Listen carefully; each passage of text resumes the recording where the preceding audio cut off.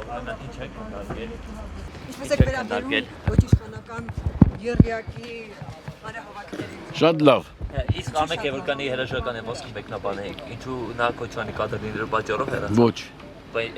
Իր ցանկությամբ։ Առաջարկներ չունեք ասելու ոչ իշխանական ուժերին։ Ոչ։ Չէ՞ որ 24 ժամանակ կա։ Դու սպասեք ասեմ։ Բայց ունեք կարող է հետ վերցնեք սահմանադրական փոփոխությունների նախագիծ։ Ոչ։